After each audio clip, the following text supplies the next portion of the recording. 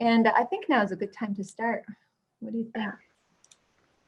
So we talked about recently, some of the board members, about making sure that we put some effort into having the kind of ritualistic structure of what our programs would be if we were in a meeting, in a member meeting. And so even if we're not in a member meeting, if we have like a lecture and we have other people here that aren't members, we want to go back to what we used to do, which was open up our meetings with the 3 objects, to take a moment to think about them, and then close with O Hidden Life or O Powers of Love.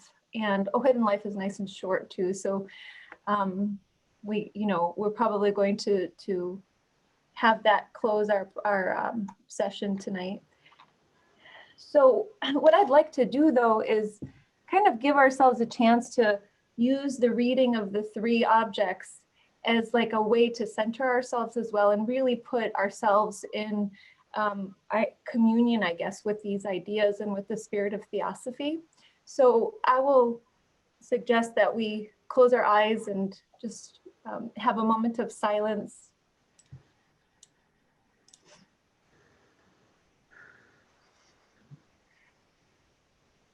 And maybe watching the breath as we come into an inner silence.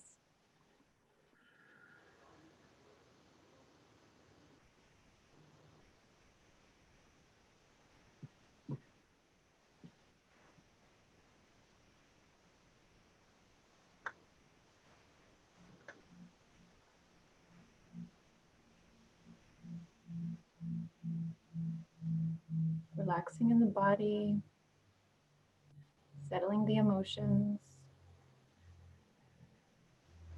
and letting the mind settle.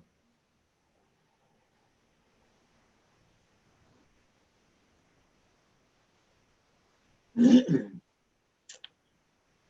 we can become more receptive to these objects of the Theosophical Society.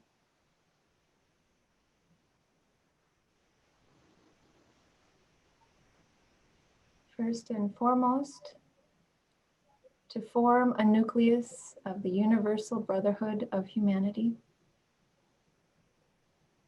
without distinction of race, creed, sex, caste, or color.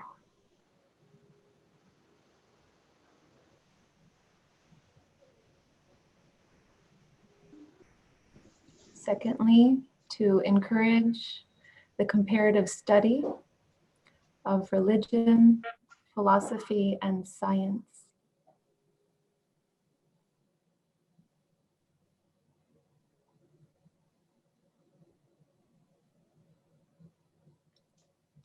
And third, to investigate unexplained laws of nature and the powers latent in humanity.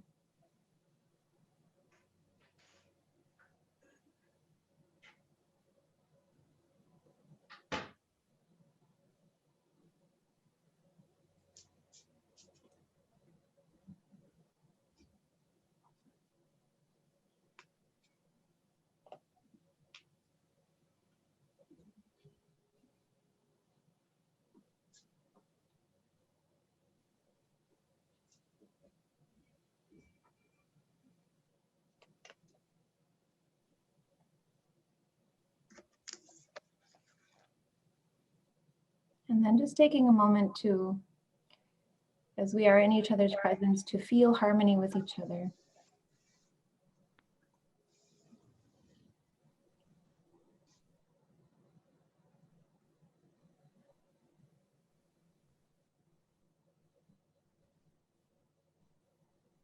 Feeling that we're all siblings with each other.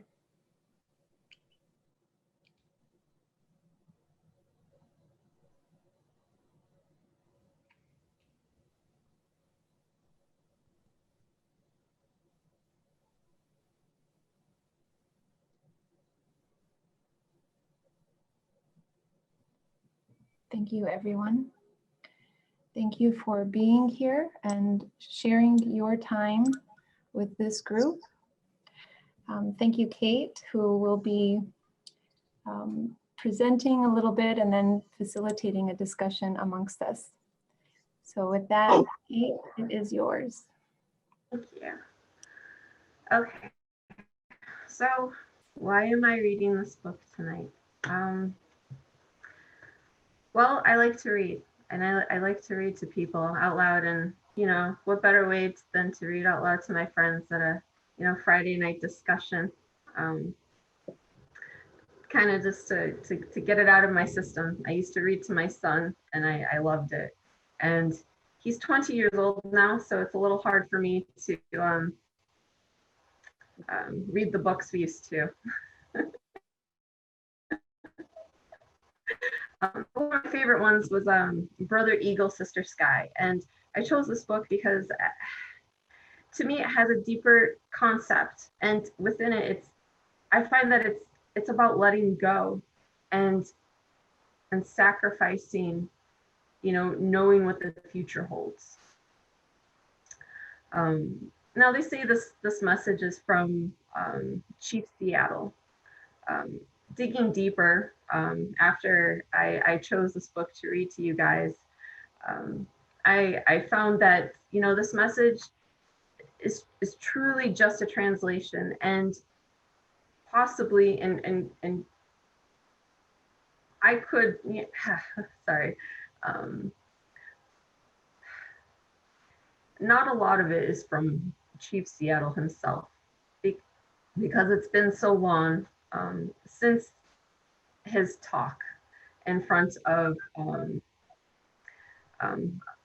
the community, where he was signing off his land, to the white man, and he spoke in his native tongue, and someone else interpreted his message, and after that, many interpretations had come from it. One of the most famous ones was about, the environmental impacts of what the white man would bring. So with that, just know that this message, for me, I understand that it's not specifically from Chief Seattle. I do know that this is more of a poem, for an understanding of our responsibility to the environment. But with that being said, we'll go ahead and read the book, and then we'll have an open discussion too about the underlying message. Let's see here. Let's see how I can do this. So I do have a recording, but I'm not sure if I can make myself the main screen so everyone can see the pictures. Is that possible, Randy? There's a lot of things that we could potentially do. I admit trying to do it right now is kind of a hit and miss. It's definitely worth trying. If you just go down to the little share screen button in the bottom in the middle. Okay. And you click on that. Make sure the bottom two buttons in the bottom left corners are checked, the share computer sound and optimize for clip. Okay. And then select the screen that the thing you're trying to share is on. Okay. So let's do a quick view of Chief Seattle. And just a reminder, if everybody could just make sure to have your computer on mute, have your Zoom on mute, unless you're going to be speaking. Thank you. I at least want to share computer sound, but I don't think it's just going to share like my window. Is that correct? When you click share screen, it'll pull up a thing for you to select which thing you want us to see. So click it and just, we'll let you know. Yeah, so yeah, we see your okay. Oh, that is so weird because I just see a regular screen. Yeah. All right. So we see your web browser right now. Oh, okay. So you don't see what I'm. Oh. All right.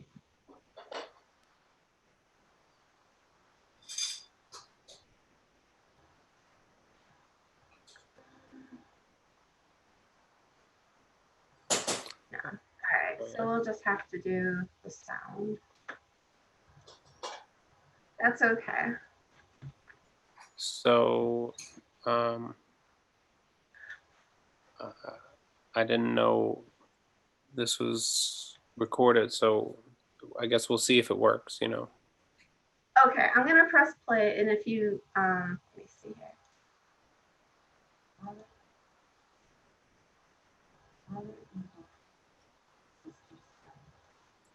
Did you hear anything? What are you playing it on? Audacity. When you click on the share screen button, does Audacity show up as one of the things you can potentially share? Oh, yes, but it'll actually show, It's okay. it'll probably, okay. Do that, and then make sure that use computer sound thing is checked. Okay. Click that, and then let's see what happens, okay? All right. Okay. But you're just seeing the web browser, or are you seeing my We're face? seeing Audacity, but if you're trying to share the sound that's from here, then this is the thing, unfortunately, that we have to see. Okay. So Let's hit see. push play. Let's see if it works. No, hold on. I have plan B. This is how we'll have to do it. This is a better option. Yeah. So we have Brother Eagle, Sister Sky.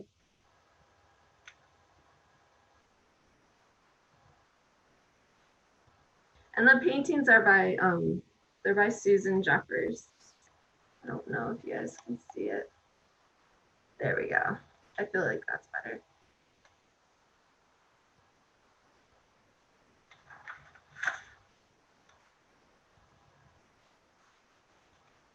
A message from Chief Seattle.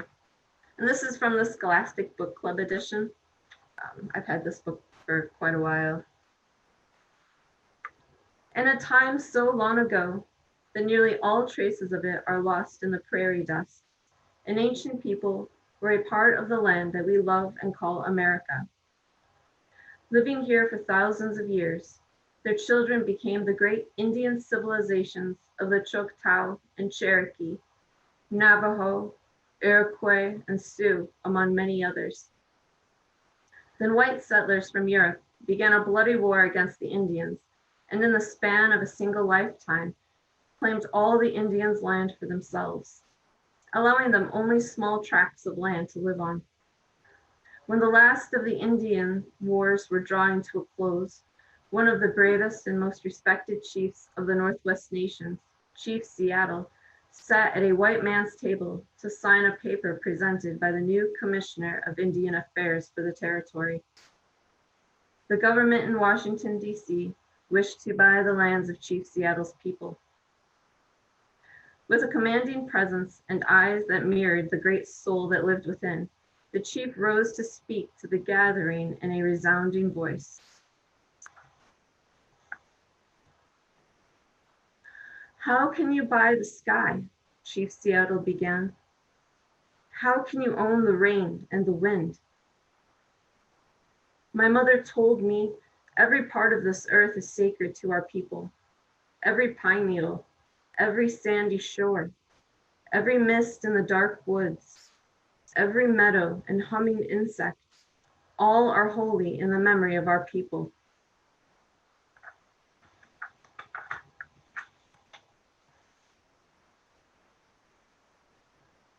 My father said to me, I know the sap that courses through the trees as I know the blood that flows in my veins. We are part of the earth, and it is a part of us. The perfumed flowers are our sisters.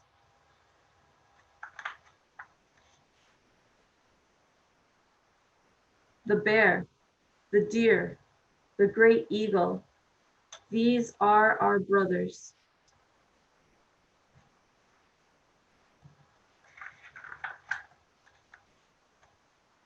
The rocky crests, the meadows, the ponies, all belong to the same family.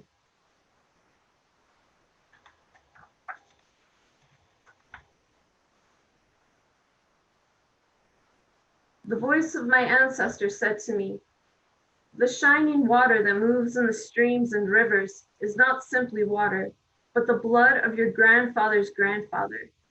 Each ghostly reflection in the clear waters of the lakes tells of memories in the life of our people. The water's murmur is the voice of your great-great-grandmother. The rivers are our brothers. They quench our thirst. They carry our canoes and feed our children. You must give to the rivers the kindness you would give to any brother.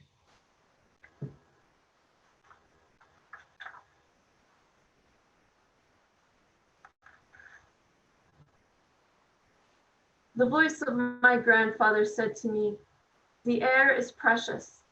It shares its spirit with all the life it supports. The wind that gave me my first breath also received my last sigh. You must keep the land and air apart and sacred, as a place where one can go to taste the wind that is sweetened by the meadow flowers.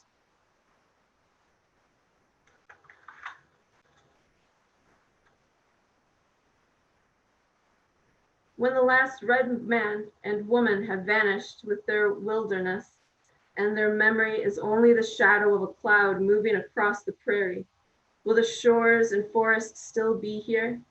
Will there be any of the spirit of my people left? My ancestors said to me, this we know. The earth does not belong to us. We belong to the earth.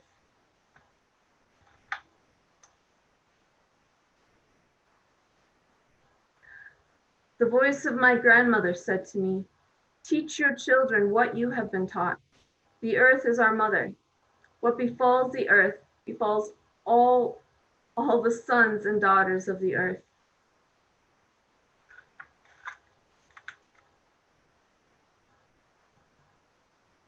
Hear my voice and hear the voice of my ancestors, Chief Seattle said.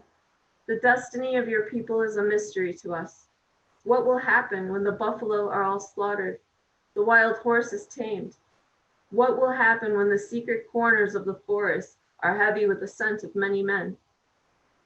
When the view of the ripe hills is blotted by talking wires, where will the thicket be? Gone. Where will the eagle be? Gone. And what will happen when we say goodbye to the swift pony and the hunt? It will be the end of living and the beginning of survival. This we know. All things are connected, like the blood that unites us. We did not weave the web of life. We are merely a strand in it. Whatever we do to the web, we do to ourselves.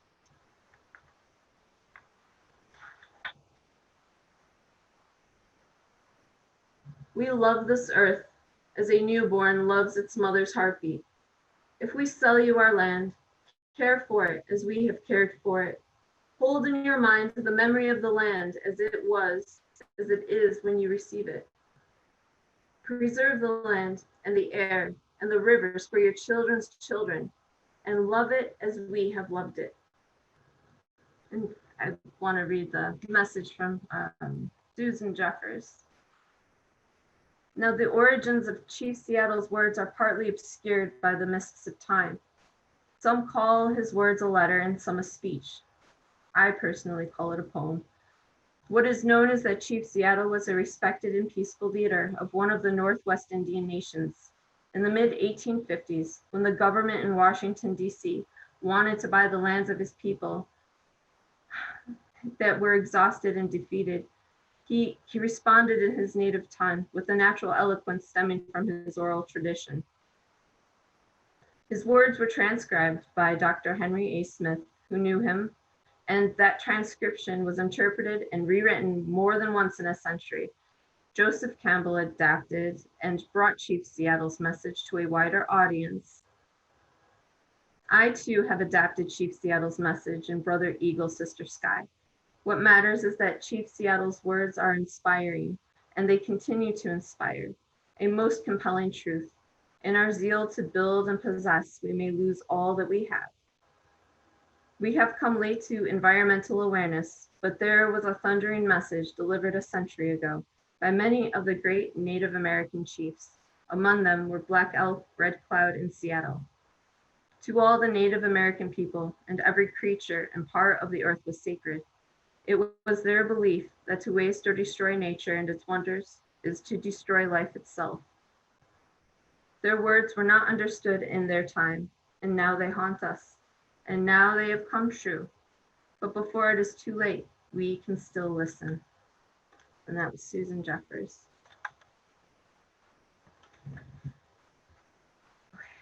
So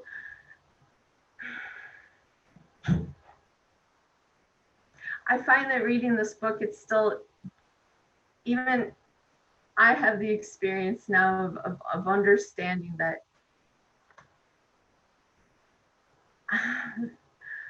studying what this message was in the beginning, you know, initially I thought it was by Chief Seattle, and finding that it wasn't so much, I couldn't really go back on what I was doing. I had to let go of what I thought I knew and leave it up to, as much as I could prepare for this discussion. So I sacrificed the knowing for what I guess I thought I knew. And it's such a great group that I know, I hope I'm forgiven a little bit about it. But to me, I find that even though it's an unknown future, it doesn't need to be feared. I did think of it as a sign of weakness, and for me, having doubts about it and within what this discussion could be. And so at some point I had to let go of my ego and this emotional attachment of control that I wanted for this talk. And that is my personal experience, like just within these couple of weeks. And I know I'm not the only one that, you know, you prepare for something and you do what you can, and then everything changes, everything. And you can either let go and run with it, or you could just completely cancel and say, you know what, I'm done. I'm not going to do it at all, and leave it at that. And that's not what I wanted to do tonight. And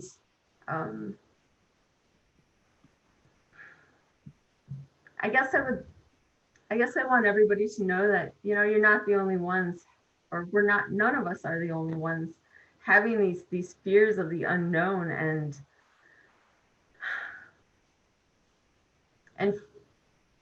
fighting for something. Even though tonight, you know, I was just fighting to be here, and I've had a very long 2 weeks within a company that I work for. It just, sometimes it gets to be almost too much. But it's okay. It's nothing to get really down on yourself for. What's the worst that's going to happen, especially tonight? I wasn't completely prepared, I'm going to be honest, but I didn't want to let it go. I wanted, you know, whoever to come to this Friday meeting and have this mutual understanding that, you know, we don't have to know everything, and we can be wrong, and we can verbally say, hey, you know what, maybe I wasn't right, maybe I thought I knew something, and you know what, I don't know it, and to me that's okay. So much for reading and sharing with us. I think you did a wonderful job. So and sort of steamroll where you were at there. I felt like it would help just to say, yeah, thank you, and there's nothing to worry about. which I appreciate, you know. I myself have had a long, which I know everyone else has, a long road these past few months. You know, how do I say this? Brandy knows a little bit, and Sandy does too. I had to let go of my entire patriarchy of parentage. You know, I lost two mothers. One was my mother-in-law, but she was so much more than that. I feel almost mother-in-law, like, how do I say this? It doesn't equate to what she meant to me. I feel like the mother-in-law, we had such a bond.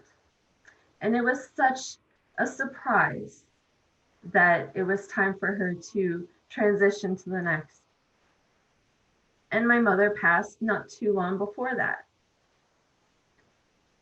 I was forced, well, you know, I chose how I reacted, but in a sense, forced to have to let them go in order for them to be able to transition. I don't know what tomorrow is going to bring. I'm still wanting to call them and talk to them.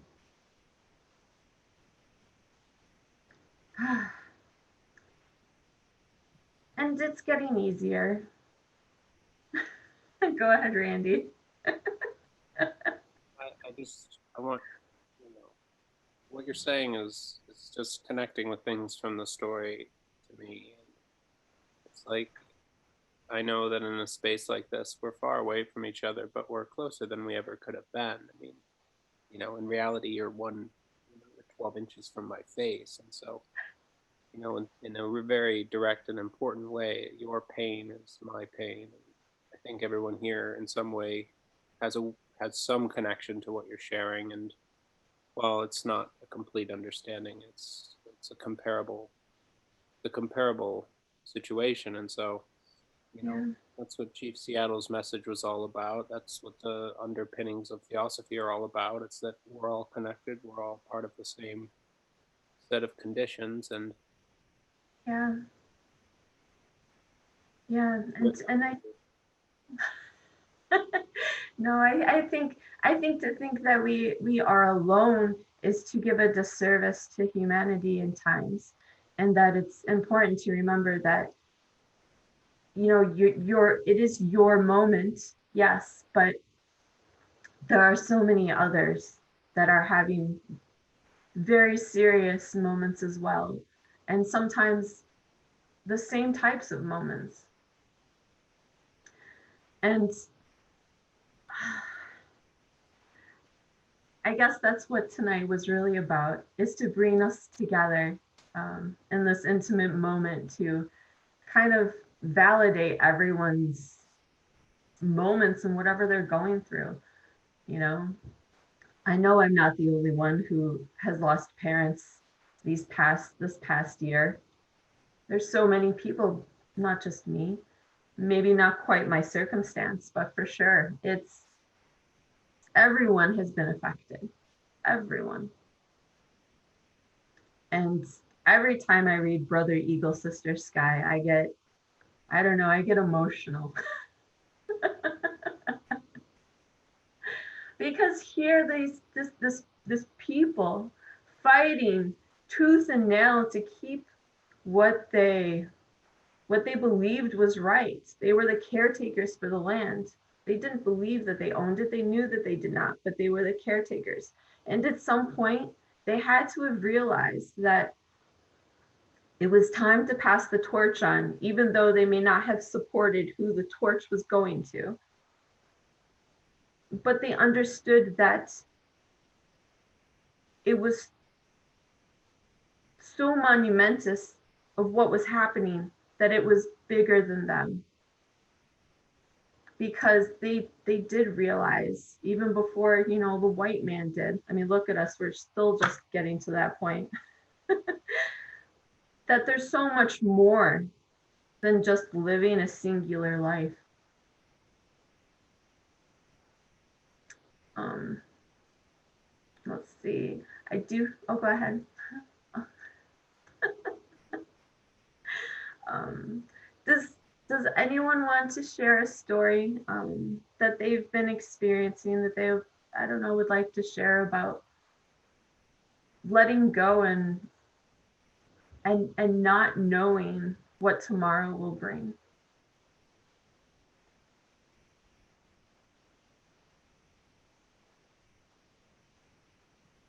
Basically, we are all grieving. It doesn't matter whether you're grieving for the passage of a loved one or if you're grieving for the life that we knew that is now taken away from us. We have so much uncertainty and so much danger, in a sense, that we didn't feel years ago. But we had a feeling of safety and security. Um, so loss is something that comes in many varieties, not just loss of a person you love, but the loss of a job, loss of a friend, loss of security. And Kubler-Ross went through the 7 stages of loss and grieving. So it'd be helpful to look those up and learn the stages so you know what stage you're in and that you don't panic and think that you're really going out of your mind or that you're doing something that nobody else does. Everybody goes through these stages of loss. Mm. And I sensed your sincerity in what you're saying and your connection to your son reading him those poems. I do the ritual to the 7 directions every morning myself, and I did it at the society. I think I was the last speaker before they shut the doors for the rest of the year. And I love the native rituals because they speak so eloquently to the truth of life. The truth really is something that cannot be refuted. So it's important that we know that truth comes from earth, truth comes from love, and that the natives had the connection to Mother Earth and to each other, and they were more peaceful than white man. But I grieve at the audacity of white man, how they came and just totally decimated the Indians. They decimated the buffalo. They just went on a killing spree and just shot every buffalo. There'd be an entire herd. It's so mean spirited. The white man, what they did to the earth, to nature, is so mean spirited. And we need to make amends for that. So you did a good job. I really appreciated your childlike giggling because you really feel like you're in a space that you can't be sure about, but you did a wonderful job. Thank you.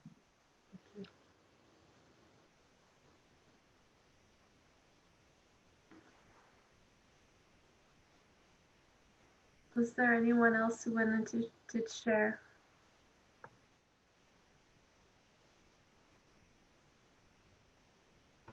Kate, I would just say the story and the history really that you read in that book, it reminds me of the book Ishmael. If I don't know if you've read that book. Oh, I'm writing it down now. So Ishmael kind of sets up the 2 different types of society. You know, the one that embraces the earth as a mother and a partner, and then the more capitalist one that just kind of takes and uses up everything, and the unlimited growth as opposed to balance. So Ishmael would be a good read. That's a short book. And the other thing is, there's a book of blessings by John Donahue. Mm, yeah. And in that book, and they all read like poems, but they're called blessings. There is one called For Grief. And that's a pretty powerful blessing, like all of his writings. But those are two things that I would suggest to you. Oh, thank you. I think. Do you know who the author was for Ishmael? I don't, but that's a pretty well-known book. You could probably just Google Ishmael and it'll come up, but I do not know the author.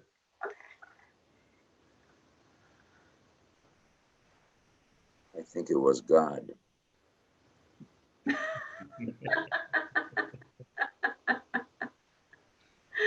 Very true. Or, also known as, or I was, can you hear me? yes.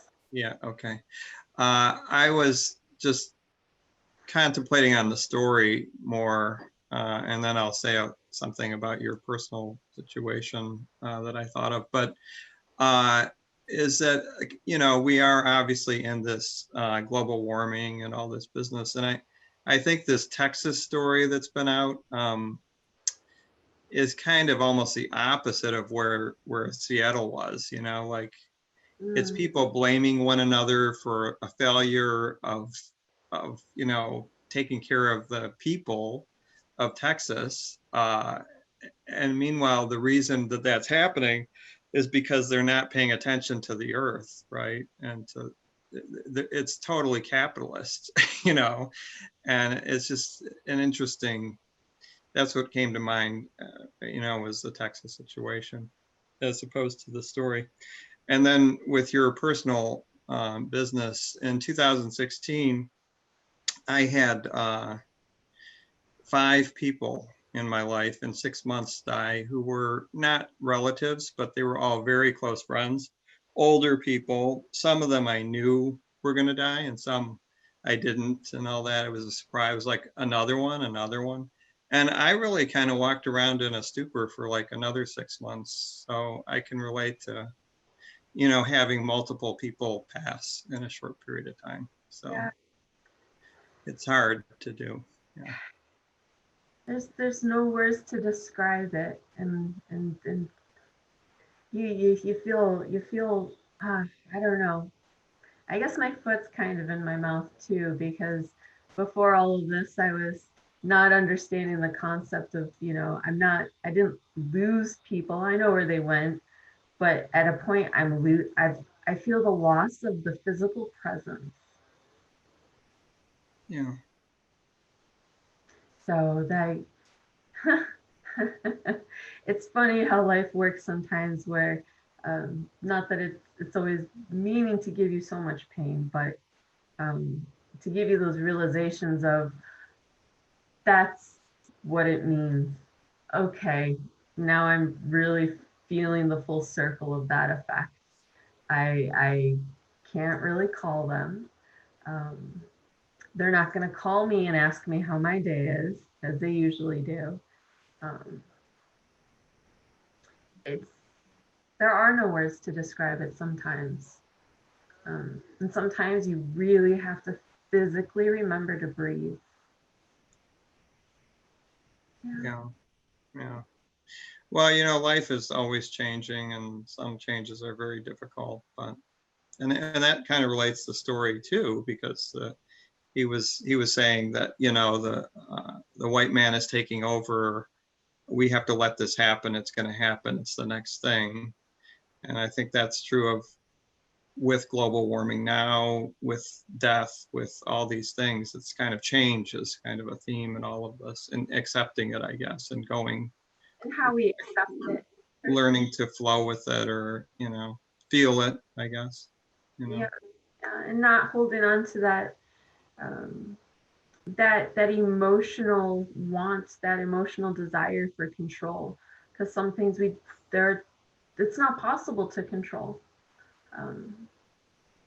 And what are we to do? Go crazy and chaotic about it, or embrace it for what it is and learn the best you can, so you can, be a better human, for your children and for the people around you. Right. So, Thank you. Yeah. So I have two things. One, let's see if I can match your degree of vulnerability in this moment, and then share a story that's comparable to the one that you read tonight, and draw a parallel between the Native American tradition and a story from the Egyptian pantheon, which basically says the same thing. So, when my father passed away 5 years ago, I really was in the same position that you're in now. And I know that you and I have actually talked about this before, but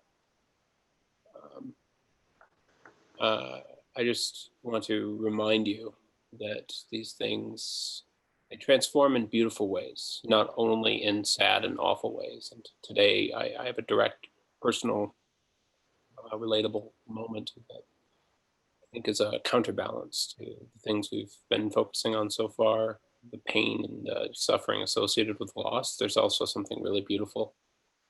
I mean, I was hanging some drapes today, right? And it's very simple things, right? But I knew that there was a part of me that really wanted to, give my dad a call and see, what's the right way to do this? And I would have loved to make that call and made sure I did it right. But yeah, him not being there meant it was something that I had to do for myself. And when it ended up being a project that was complete, the sense of satisfaction from that includes the sense of pride that he would have felt had he been around. And so all of that was instantaneous and extremely satisfying. And all of that is packaged within the loss. It's part of it. And it's beautiful. And that's something that we can forget in the early parts. So the second thing is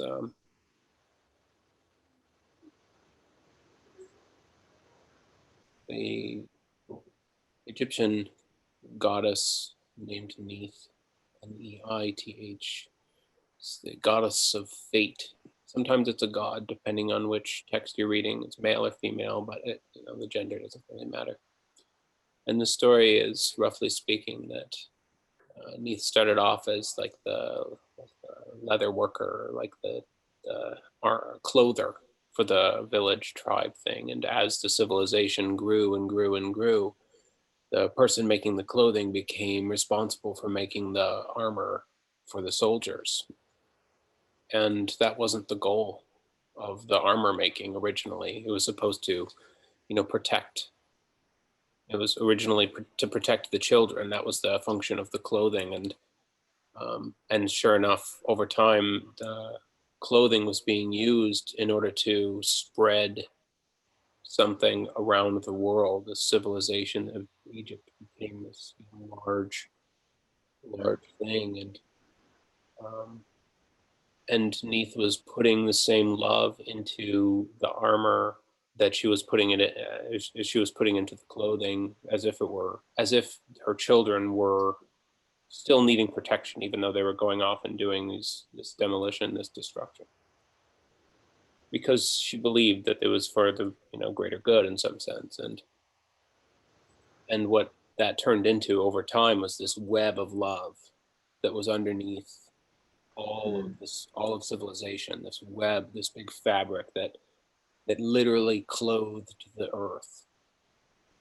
And so at that point, the story does things that I don't fully understand, but there's a transformation into the goddess of fate, as her love binding together civilization has threads of fate woven into it, and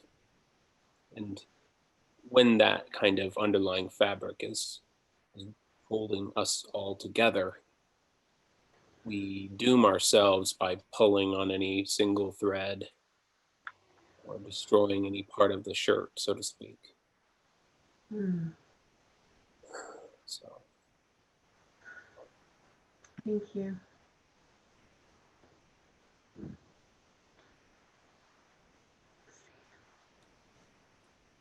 That was a beautiful story, Randy. Thank you for sharing that, and also sharing about your own personal loss.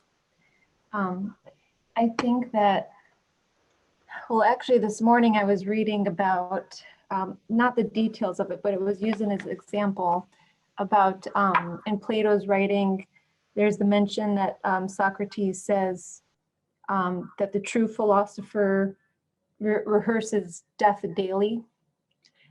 And so, you know, I was thinking about that, and there are a lot of meditations about death, and I thought about how I always found a lot of value in those sort of meditations, but it's not something that I do every single day, and just sit and rehearse what would, you know, what is death to me, and thinking about all the different facets of it. But then in the reading continued and said, you know, but death is really a letting go. So every time we let go of something, there's a death within us. There's a death of an attachment. And, you know, if you think about like the umbilical cord, for example, when we cut it, like eventually the umbilical cord gets all crusty and gross, and that itself no longer is alive. It has to go, because a human being can't stay attached to the mother and grow that way. That's just not the way that we work. So it's like being able to sever those attachments over and over and over every single day. Like imagine if every single day there was something that we were to let go of, or at least contemplate letting go of. How much quicker we would probably develop, I'd say. Because maybe we do it now like 10 days a year or something, where we're consciously saying, oh, that's an attachment I need to let go of. That thing in me needs to die, or that relationship needs to die, or something. But I think also, just going a little further, I know personally from having lost my infant, you know, he was 9 days old, and this is in 2010, and he was having, he had a heart defect, and there was a blood complication. And I knew that he wasn't going to make it, even though the doctor said he should be able to have surgeries, he should live a fairly normal life, though he'll have to have a little alteration to his heart every time he gets through like a big growth spurt. So my expectation that was given to me was he's going to be okay, but you're going to have to make a few sacrifices. But that didn't occur because he couldn't handle the multiple things that were going on with him. But it was in the pregnancy that I recognized for the first time what death could mean in my life, because, you know, you lose grandparents, it's not the same. And I was very blessed to that point that I didn't really have to deal with a close death other than grandparents. So, but it was the most important thing in my life ever. And had I not lost him, I wouldn't be sitting with you. So it's like, you know, there's so much opportunity. It sounds crazy, but in the process of grieving, in the process of loss, in the process of realizing what meanings are in death, it's so pregnant, which, you know, it's a strange way to say it considering what I'm telling you right now, but it's such a pregnant moment, that loss. And so that's what I wanted to share. Thank you so much for sharing that.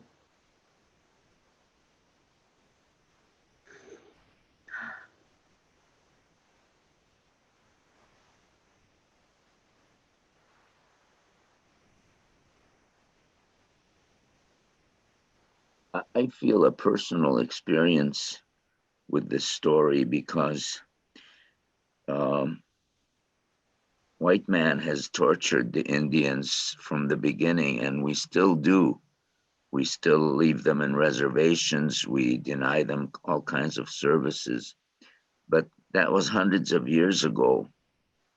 I'm living right now an exactly the same experience that other people came from Europe, Western Europe, the Zionist Jews, and they took over our land and they've subjugated us. We're still now in refugee camps, and uh, many are imprisoned, some are killed. For over 75 years, white man in Palestine has subjugated the Palestinians due to no fault of their own. And that's right now, right here and now. And every time I see the symbol of the Theosophical Society, it reminds me of the Star of David, which is on the flag of Israel. And they claim to be honest, decent Jews, but in fact, they are killers and robbers. And I still feel that loss right now because I lived it. And this happened to me personally.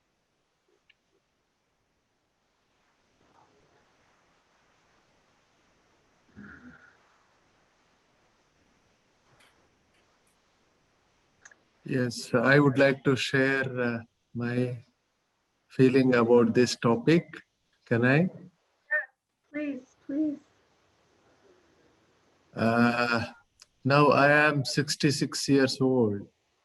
From my childhood, I do see in India the way the nature, how important it is, and this Chief Seattle message is very much true, and it is a fact which every citizen in the globe should appreciate this, which is not happening. And that is why we do see so much conflict and so much unrest and so much imbalance. Yeah. So I firmly believe that we should adopt a life pattern in which going with nature, reduce consumerism, love nature, and this materialistic attitude should vehemently change. And we should give value to the intrinsic value of nature. We should appreciate that. And then the kind of deforestation, biodiversity reduction, and all these things, we should give importance. And then only mainly the capitalistic mind, and also the development. What is development today, which is becoming very shortly anti-development. So I think these things are very much important, I feel like. Thank you, Kati. Thank you. Thank you for sharing.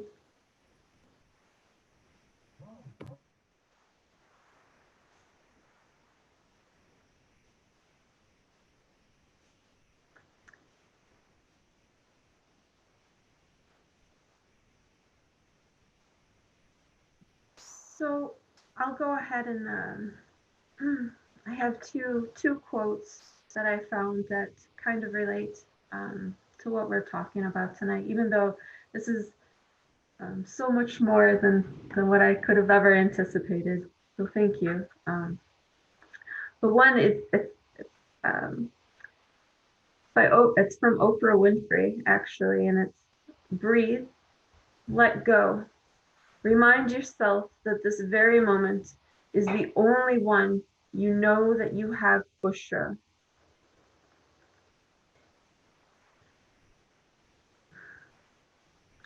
And the other one is Herman Hesse.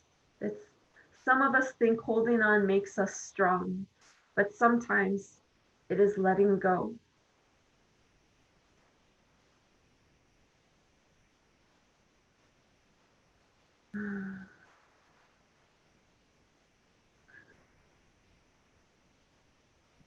Hmm. So I have a thought about that, and then a question. Yeah. The thought it's associated with. I've been kind of obsessed with symbolism of the phoenix again. It kind of comes and goes in my life, and it's this idea associated with the rebirth, the symbology, where the parts of you that are no longer serving your growth, and your growth is something that's determined by something outside of our conscious control, something that needs to be let go of. So it needs to be burned off in some way, dead wood, right? And one of the things that I learned that really blew me away was the fact that if forest fires don't happen, like in a big forest, right? You need to have a forest fire every once in a while, otherwise too much brush builds up on the bottom of the forest, and it makes it so that the forest fire actually burns hotter, and it burns hot enough to burn off the top few feet of the topsoil, so that the plants that are designed to grow back after a wildfire, like tobacco, for example, these kinds of plants can't grow back because the entire soil has been torched as well. And so it's one of these weird things where even in the natural world, there's this need for occasional reconstruction, right? So there's a demolition process for the greater development.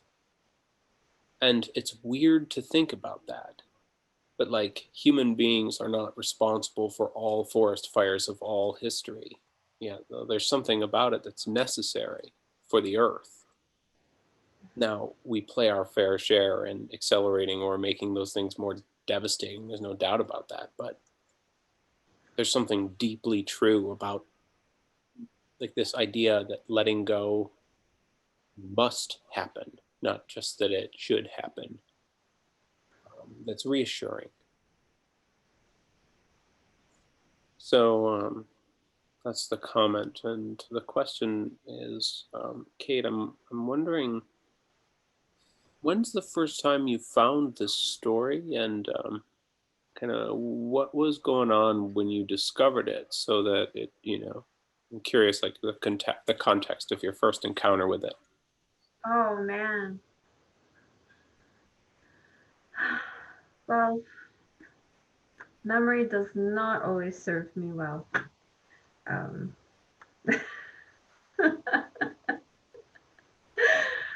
I think I found it at, honestly, it was, I feel like it was at a, what do they call it? Like a book sale. It was a rummage sale. So it's like a main church sale. And I'm, I was always looking for books for my son. So the Berenstain Bears, always Dr. Seuss, but I had all of those. So I was looking for all of these, different types of books that would, maybe start to explain life, but in a form of symbolism. I didn't really realize that I was doing that when I was in that moment. Now I do. I realize that I was trying to allow my son to have a better understanding for those deeper messages in life. I grew up in church, and we'd always had these stories from the Bible, and you had all these superficial parts of the story, but I was the kid that would dig deeper into the story, into the mindset of the character portrayed, what their feelings were, why they made those choices, and why that story made it into the book where others didn't. And you knew there were so many more stories. And this is me at, like, I don't know, 9, 10 years old, thinking these things, right? Like, these stories are more than stories, but what are they? And so I realized that they were messages to facilitate a better life, a way of learning from others who weren't able to make the decisions that I could make differently.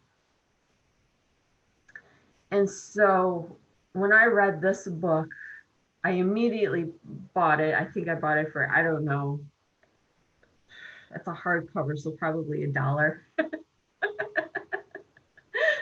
And I cried the first time. I was sitting reading it and I had to buy it. And I had already teared up, and I read it to my son, and I don't know that maybe he realized that he's one of those kids that doesn't show emotion so much as he takes it inside his spirit and envelops it.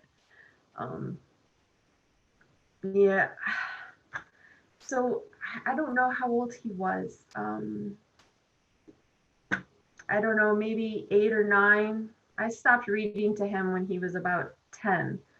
And by that time, I had to find bigger and better books with a deeper message, and possibly why he's an 80-year-old man in a 20-year-old body. But I feel like it worked, finding these types of books with such a deep message that can really help if you look deeper to see life for what it is, as potential, as opportunity, even with all of the suffering.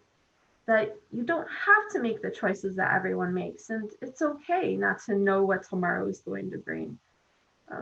Yes, I lost both, my patriarchs, my matriarchs, my loves. I didn't realize that they were so much, but I'm able to handle it as best as I can, and I don't feel guilt or shame for what I'm feeling right now, which is probably why I'm able to talk about it with all of you.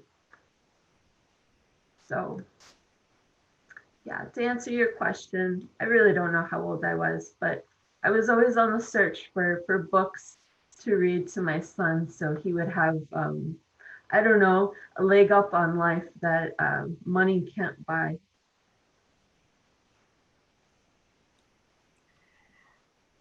I'd like to just bring in my experience with reading to my boys and having any books that had a Native American characters or were written by Native American. I couldn't handle it. And I would read the first time and I would be holding my tears back, and I'm like trying to speak without just exploding and bawling my eyes out. I'm like, I gotta get through this. He's a kid. He's not gonna experience the same way that I would. And let me just get through this. And because of that experience, it was always difficult for me to repeat those books.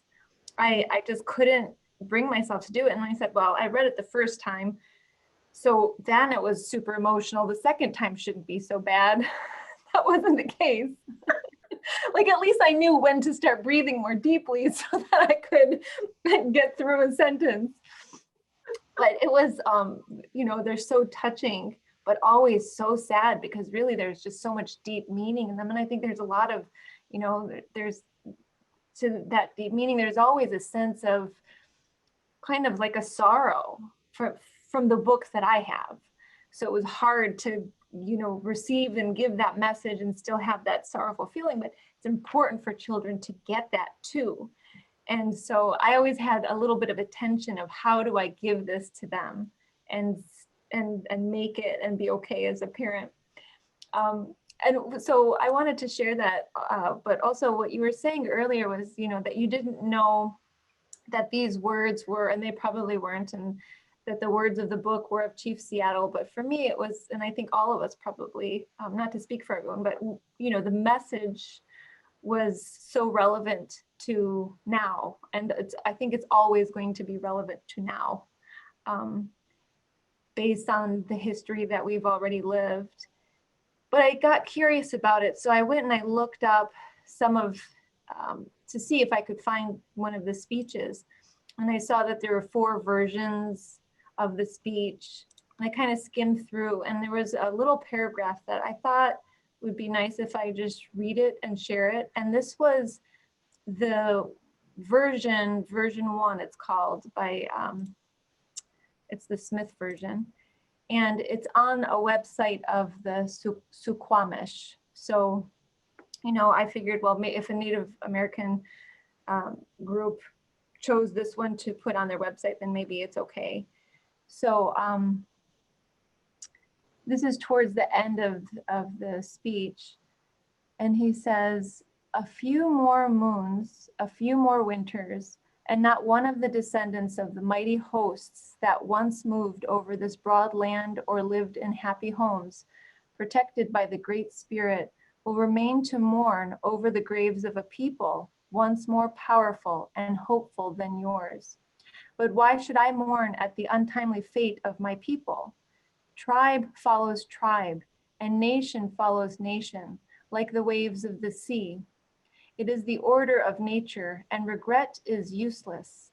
Your time of decay may be distant, but it will surely come. For even the white man whose God walked and talked with him as friend to friend cannot be exempt from the common destiny. We may be brothers after all, we will see. And the very, very last line, there's a section, the very last line is, let him be just and deal kindly with my people, for the dead are not powerless. Dead, did I say? There is no death, only a change of worlds. So I felt like that section particularly spoke to this idea of, you know, letting go. And, you know, there's clearly so much depth there that I couldn't speak about, but that spoke to me in some levels.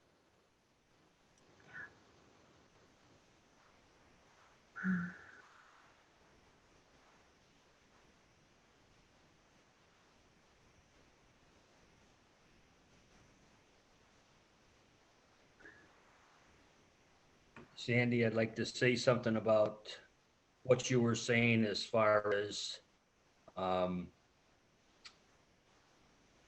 sorry, I lost my train of thought here.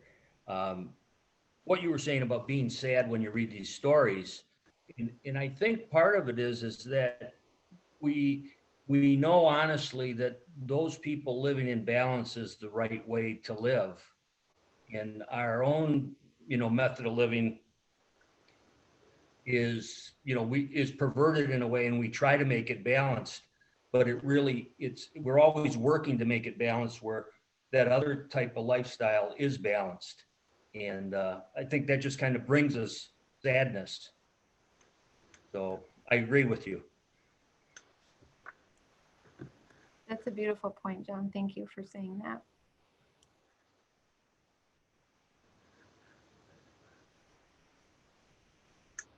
Anyone else who hasn't shared that would like to maybe bring something to the forefront that we haven't heard yet?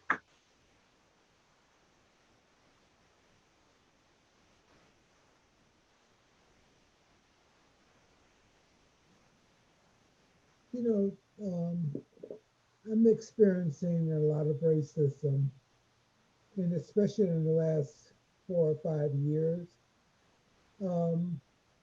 Very difficult at times. I never really was afraid, but I have some amount of fear now. I had a doctor's appointment at 6:30 in the morning, and I had to go through Livonia, Michigan. And I was literally afraid. I was afraid that a police officer was going to stop me, or someone was going to shoot me. And I never had that fear before, you know?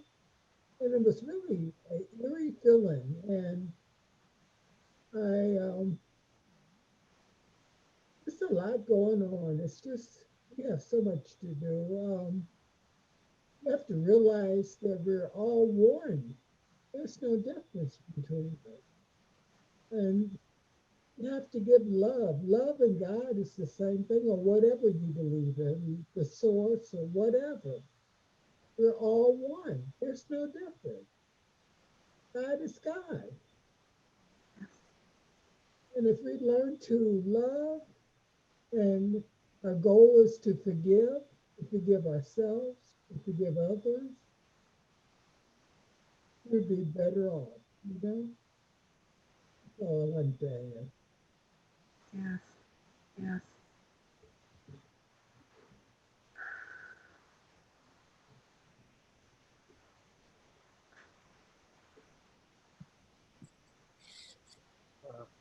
Just as a follow-up, a number of us have mentioned that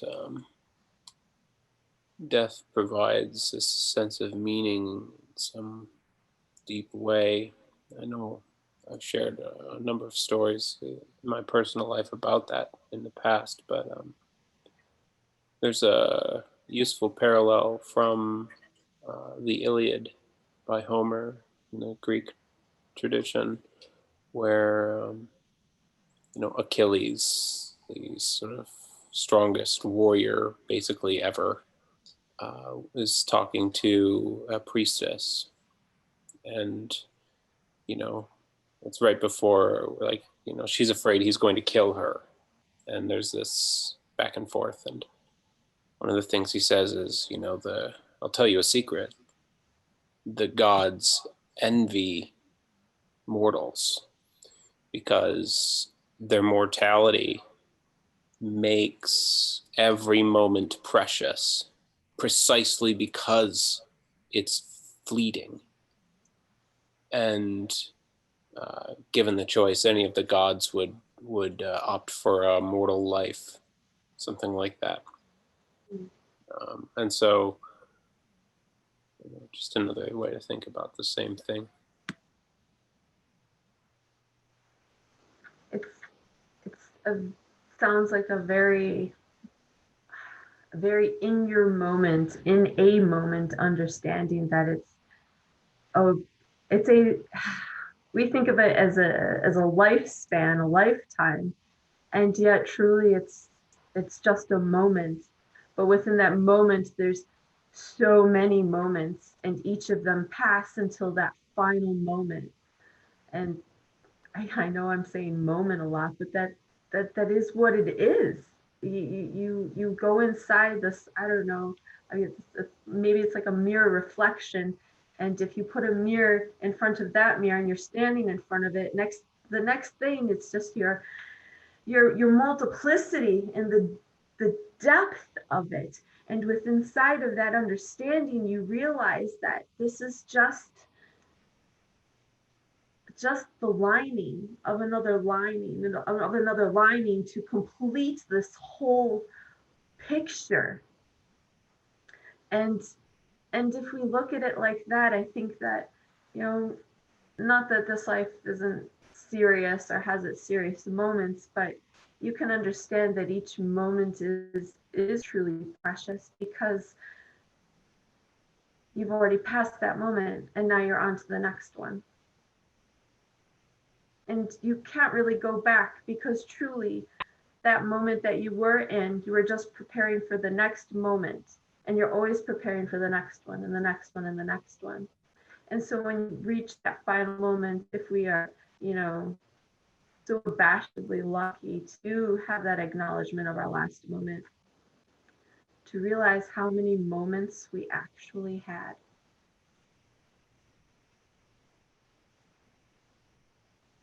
I want to pick up what you were saying there. It triggered something really cool for me.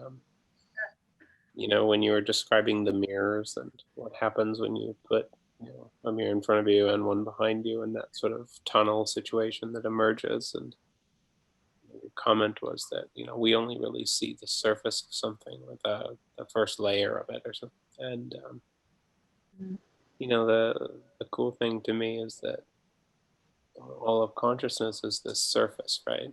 And one of the things about surfaces is that it's implied that there's something underneath it. For every skin, there's a whole whole skeleton underneath, or at least, you know, in a mammal or whatever, but a vertebrate. there's a whole body underneath the surface. And, Yeah. you know, one of the first things that human babies have to learn is to be able to approach a cliff and recognize that it's a falling off place that's worth exploring. Otherwise, they'll never go downstairs. But babies do go down the stairs eventually. It takes some time.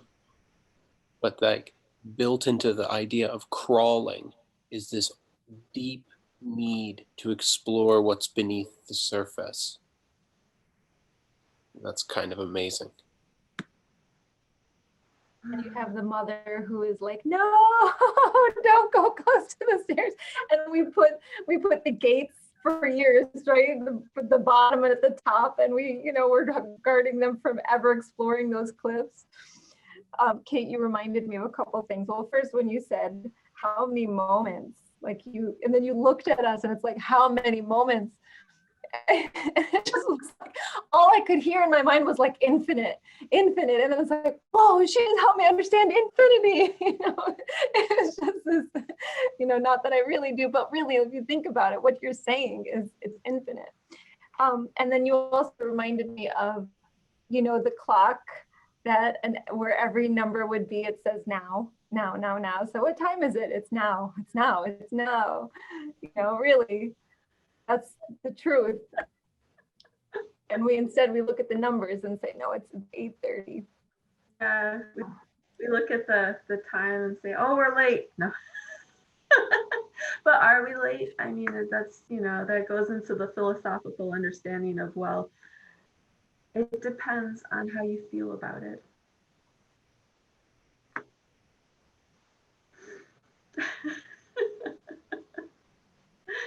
Which also lies into what we're talking within these messages as well. Like the story we read, yes, there was this surface message, but you have the underlying message. Some of ancient wisdom, I mean, that is what you have, are stories. And you have to read them and reread them over and over again to find the symbolism within it. About what this life really is. I mean, we still, as adults, we still read stories. We still let our imagination run wild within it. And within this group, at least, I believe I can safely assume is that, we do find those symbols within these messages to help guide us on these pathways, these little, I don't know, what do they call that? Little pieces on the trail that have been left by our predecessors. And they could only put them in these types of messages, knowing that the seekers will look and they will find and they will keep moving and they will love these messages that have been waiting for them, for us. And that holds dear to my heart. I've always been a seeker. I've always been looking within and asking. Some would say too many questions, and I would say, but I still have one more. That's why we love these books, that we go and visit at the lodge. We can't get enough of them. I don't want to leave anyone out.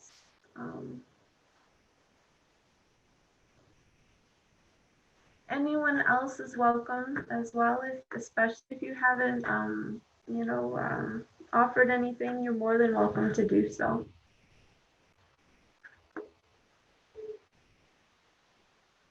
Wanted to say of a book by Kubler-Ross. Someone mentioned a book by Kubler-Ross. That's a good book for you to read. Could you speak closer? I couldn't hear the book you said. Kubler-Ross. Kubler-Ross. Yeah. Someone had mentioned that. It's a good book. Okay. Let me come by here. Angela Hospice has free bereavement counseling. And they have one-on-one and also group counseling. It's free. I took up, because it did, having something like this event happen to you, you kind of really think about your own mortality. And so I joined writing therapy classes, which have helped a lot, actually. A very safe space to, I don't know, and it's not that I'm always, writing about the passing of, my mother's. It's just to be able to write what you're thinking about, and then have a safe space to share it. And there's no criticism. It's just, what was meaningful to you in the story. And that's how everyone looks at it, is that it's a story. It's not all truth. There is some story to it. And so it kind of separates, what you're feeling at that moment, and then, the therapy within it. And it has been helping a lot for me. And then doing things like this, talking with everyone, helps a lot. I'm trying to be more comfortable with speaking in groups, and maybe, well, I guess what this is right now, leading a group discussion to have that confidence that, yeah, I can do stuff like this, and it's okay. And Mary would be proud of me. Mary, one of my mothers, and my mom would be proud of me too. She would tell me that I'm very much like my father. So, which is it's as a compliment. So yeah, a beautiful job. And sometimes I write when I can't.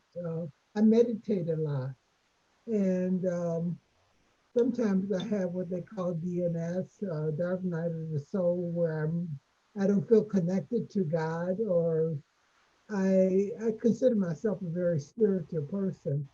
And over the years, over what, 8 or 9 years, I've taken the Course in Miracles, which has helped a lot. I love that book, and I really believe in it, But you have to know that your mother, and she's there. Her spirit is there. She's always there. You got to know that, and you got to feel it, because there is no death. It's just a continuation of life, and I've been through a lot. I have lost many in my life. I had, my husband died. He was murdered in Detroit at 34. I was 49. And then I lost my son. Before that, I lost my son, my daughter. My daughter died. Then my mother, my father. I lost 6 siblings. I kind of know what death is. If you could say death, you know what I'm saying. But you got to be strong, and got to develop. Just got to be strong, yes. I know in my points of weakness, I look up, I say, Mom, just, be here with me for a minute. I had one more comment. I was thinking with meditation and how to handle loss and all this. In my life, when I've had really difficult times like this, I found that exercise helps me a lot. I know it's a tough time of the year to exercise outside or anything, but also combining that with the earth and everything.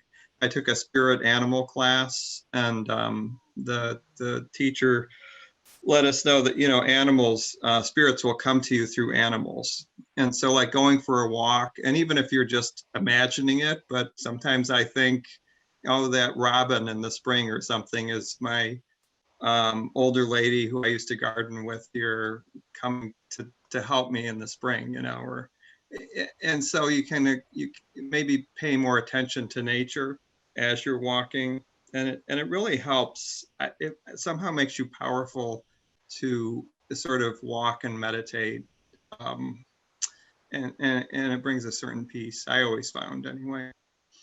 I agree. I go for walks, and since my father had passed, I noticed birds so much more than I used to.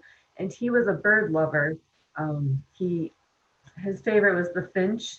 So he would have these little houses, and whenever I came over, he would say, you know, I got the house up. I just put, you know, a little bird feed, and look, Kate, look.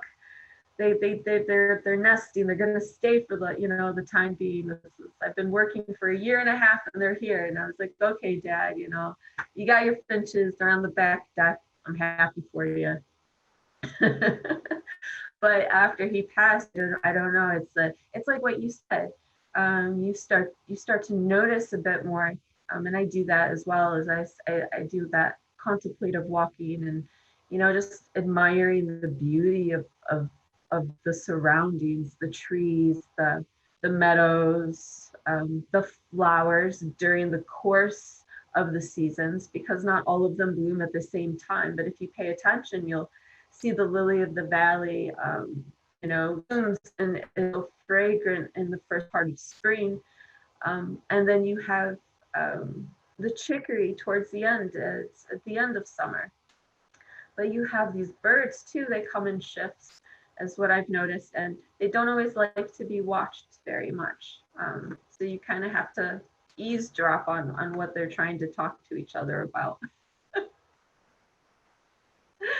But yeah, I know what you're talking about, very much so. I want to share something with you.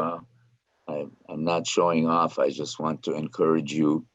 I'm 85 years old, and this morning I ran 3 miles in the snow. I listened to the birds chirping.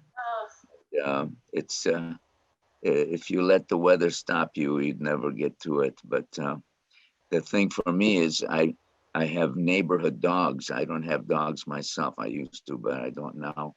I go pick up 2, 3, 4 neighborhood dogs, and I take them running through the woods and around the lake. And I do that every Monday, Wednesday, and Friday morning. And I know they're waiting for me, so I can't disappoint them by not going. So that keeps me moving. So maybe you could think of something like that you could exercise with. Yes. I take my dog Rufus for a walk as much as possible. Actually, going in deeper in the story, he ended up having heartworm over the summer, and that's when everything started happening. I mean, my father had passed 2+ years ago now, but my mother passed in July and then Mary in November. But during this time, I wasn't able to take Rufus for a walk, and I had been taking him every day. Like you said, you know, Yusuf, even in the winter, you know, we would go for a walk, just so we could get out. And at that point, you know, your body craves it, and it's not just your animal friends, which are angels in their own right, but you yourself feel that need and want, and you don't want to stop. It's such a good habit, and it helps you, I don't know, release all the pent up energy that we get sometimes, that can create frustrations if we don't get that exercise. Yes, I do need to go for more walks. You guys are telling me this now, and it's affirming everything I'm needing. Rufus will thank you, by the way.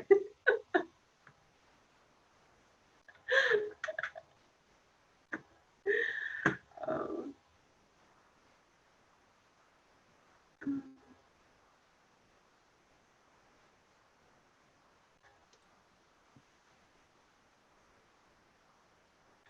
I don't want to leave anyone out, just in case And Sandy, I found a copy as well. So of Oh Hidden Light.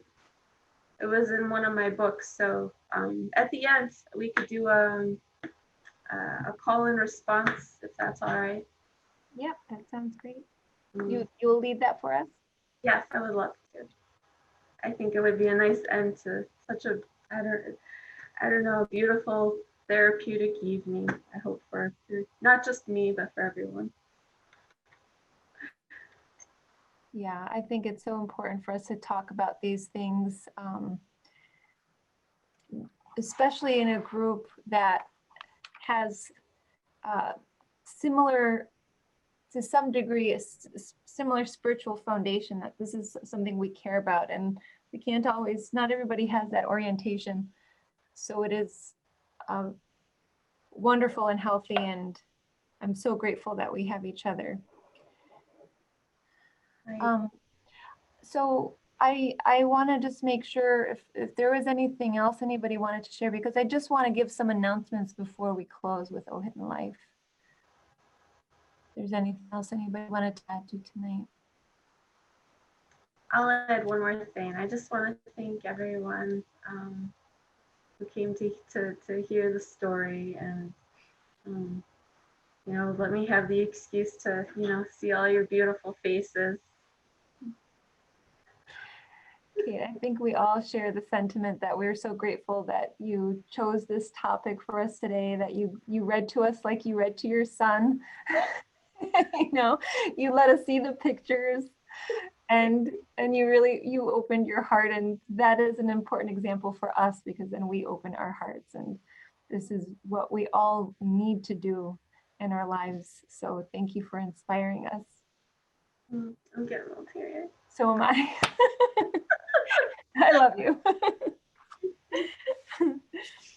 Well, before we close, because the Oh Hidden Life is such a nice way to wrap up, and it gives us a good feeling to really leave our meeting with, I'll give some announcements first.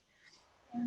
So first of all, just a friendly reminder, we all know that the Lodge is a nonprofit organization. We all give when we can, but we're trying to put more effort, and just reminding us as a group that if you feel like leaving a donation today or any day, you know, you can always do that through the website. You don't have to leave.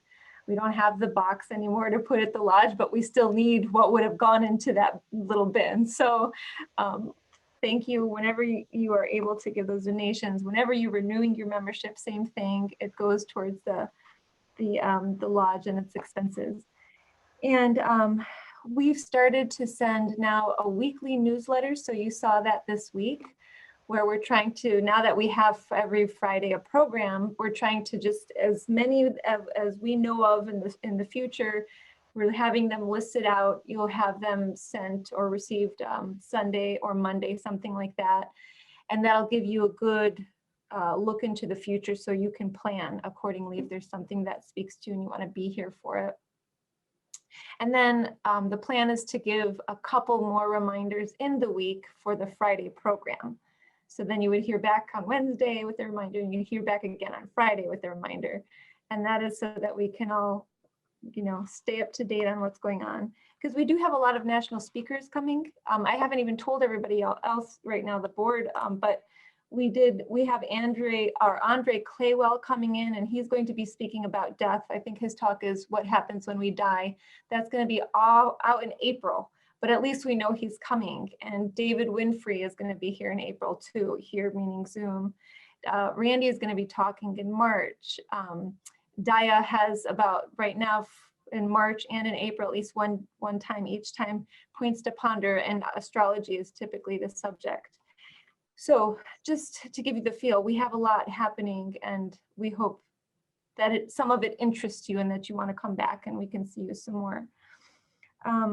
So next week is Roy Thibodeau, and he's from Golden Lotus Yoga. He's connected with Song of the Morning Ranch up north, and he was a disciple of Oliver Black Yogacharya when he was alive. So he's going to talk on Kriya Yoga and Raja Yoga. Very relevant to our theosophical perspectives too. So I think that's it. again, Kate, thank you so much for putting this together and taking us through this wonderful evening. And so you'll call and then we'll respond to Oh Hidden Life. So you can choose, everybody, if you want to keep your microphone on or off, it's up to you. Or what do you think, Kate? Do you think it's better one way or another? Either way, whatever everyone's more comfortable with. It shouldn't matter too much because I'll be saying it first and then we all will just, drown each other out. I'm going to keep my mic not muted. So if anybody wants to join me, then we can have the feeling about call response. All right. On the count of 3. 1, 2, 3. Oh, hidden life, vibrant every atom. Oh, hidden light, Vibrant every atom. every atom. Oh, hidden light, shining in every creature. Oh, hidden light, Shining shining in Every creature. creature. Oh, hidden love, embracing all in oneness.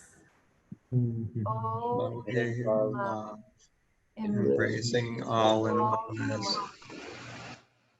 May all who feel themselves as one with thee May May all all who feel themselves as one with thee know they are therefore one with every other. know know They are therefore one. therefore one with every other. Thank you so much. I appreciate all of you. Thank you, Kate. Thank We you. appreciate you.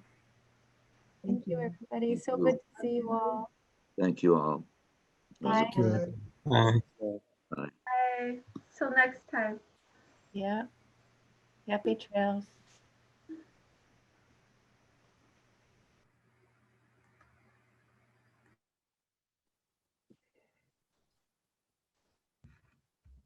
Goodbye.